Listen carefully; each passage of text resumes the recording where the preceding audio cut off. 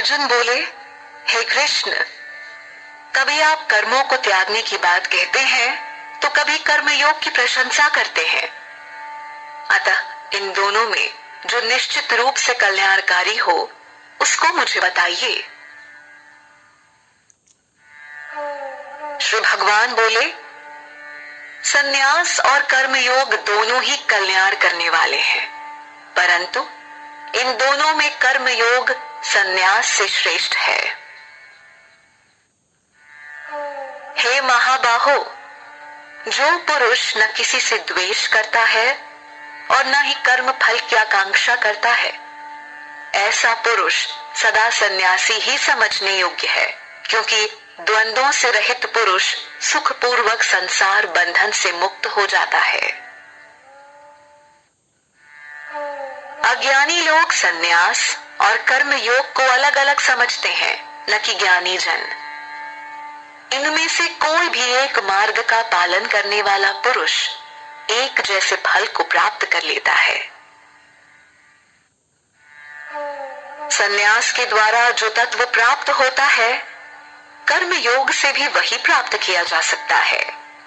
अतः जो मनुष्य सन्यास और कर्म योग को एक देखता है वही ठीक देखता है। हे महाबाहो, कर्म योग के बिना सन्यास मार्ग पाना कठिन है, किंतु मननशील योगी पुरुष परमात्मा को शीघ्र ही प्राप्त कर लेता है। जिस कर्म योगी का अंतःकरण पवित्र है और इंद्रियां अपने वश में हैं, तथा सभी प्राणियों में स्वयं को देखता है, ऐसा कर्मयोगी कर्म करते हुए भी कर्म बंधन में नहीं बंधता। तत्व का ज्ञान रखने वाला पुरुष देखते हुए, सुनते हुए, छूते हुए, सूंघते हुए, खाते हुए, चलते हुए, सोते हुए, श्वास लेते हुए, बोलते हुए, त्यागते हुए, पलक झपकते हुए भी ऐसा ही समझे कि वह कुछ भी नहीं कर रहा। वह सब जानता है कि यह सब इंद्रियों द्वारा अपनी अपनी प्रकृति अनुसार हो रहा है। जो पुरुष अपने सभी कर्म ब्रह्म में अर्पण करके और उससे उत्पन्न हुए लगाव को त्याग कर कर्म करता है, वह जल में कमल के पत्ते के समान पाप से लिप्त नहीं होता। कर्मयोगी लगाव को त्याग कर शरीर, मन, बुद्धि और इंद्रियों द्वारा आत्म शुद्धि के लिए कर्म करते हैं।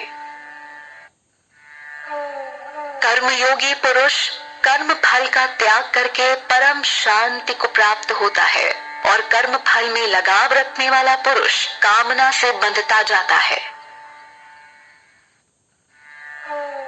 जब संयमी पुरुष मन से सब कर्मों का त्याग कर देता है, तब नवद्वार वाली इस शरीर रूपी नगरी में सुख से रहते हुए भी न कर्म करता है और न करवाता है। परमात्मा मनुष्यों के न कर्तापन की, न कर्म की और न कर्म फल के साथ संयोग की रचना करता है, किंतु स्वभाव अनुसार ही सब कुछ बरत रहा है।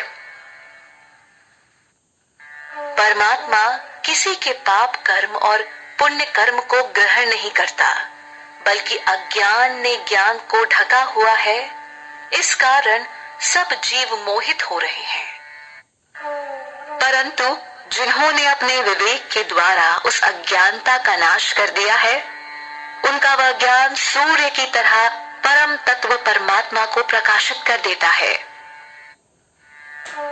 जिनकी बुद्धि परमात्मा में डूबी हुई है, जिनका मन ब्रह्म में विलीन है और स्वयं अथवा परमात्मा तत्व में स्थित है, ऐसे साधक ज्ञान के द्वारा पाप रहित होकर परम गति को प्राप्त होते हैं, अर्थात उनका पुनर्जन्म नहीं होता।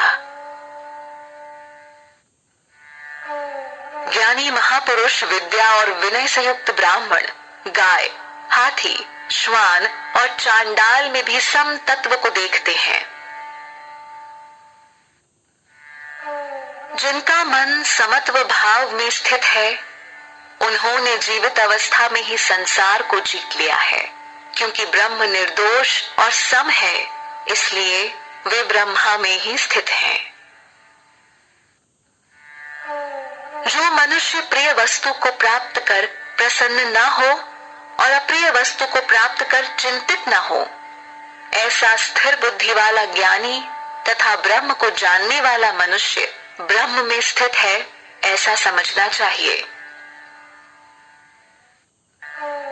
बाहरी विषयों से लगाव न रखने वाला पुरुष आत्मा में ही सुख प्राप्त करता है। ब्रह्म के ध्यान में एकाग्रचित रहने वाला पुरुष जीवन आनंद का अनुभव करता है।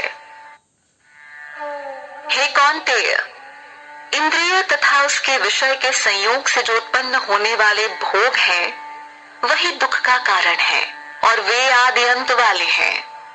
इसलिए बुद्धिमान पुरुष उनमें लिप्त नहीं होता।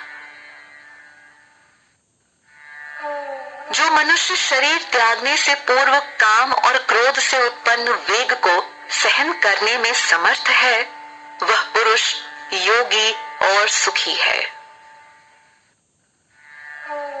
जो मनुष्य अंतरात्मा में सुख का अनुभव करता है, अपनी आत्मा में ही आराम करता है तथा परमात्मा का ज्ञान वाला है, वह योगी ब्रह्म रूप बनकर परम मोक्ष को प्राप्त होता है।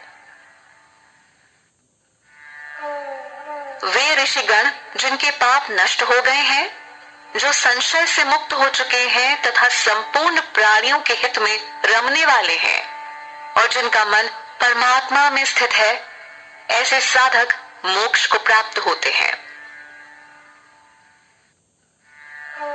काम और क्रोध से रहित अपने मन पर नियंत्रण रखने वाले तथा आत्मा को जानने वाले सन्यासियों के लिए जीवित रहते हुए और मरने के बाद मोक्ष प्राप्त होता है।